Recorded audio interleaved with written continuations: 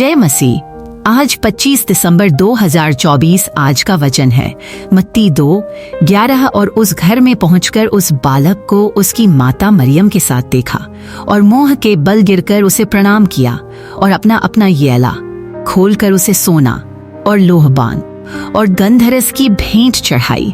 1 भक्तिभाव और विनम्रता का आदर्श।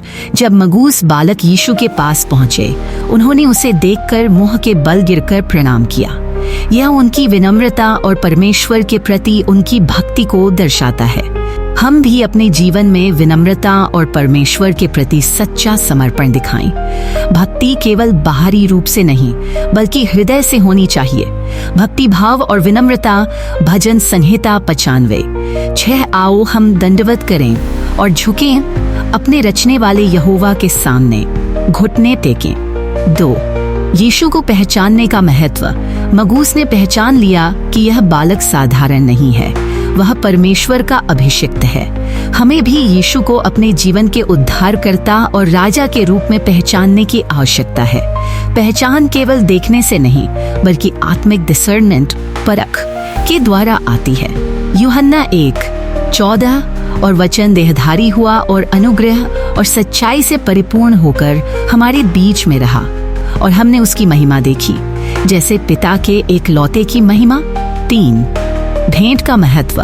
मगूस ने सोना, लोहबान और गंधरस यीशु को अर्पित किए।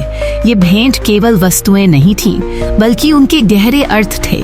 सोना राजा के लिए, लोहबान पुजारी के लिए, गंधरस बलिदान और मृत्यु के संकेत के लिए। हमें भी अपने समय, संसाधन और हृदय की सच्चाई परमेश्वर को अर्पित करनी चाहिए। नीतिवचन 3:9। अपनी संपत्ति के द्वारा और अपनी भूमि की पहिलौठी उपज से यहोवा की महिमा कर। हमें अपनी सर्वश्रेष्ठ भेंट परमेश्वर को अर्पित करनी चाहिए।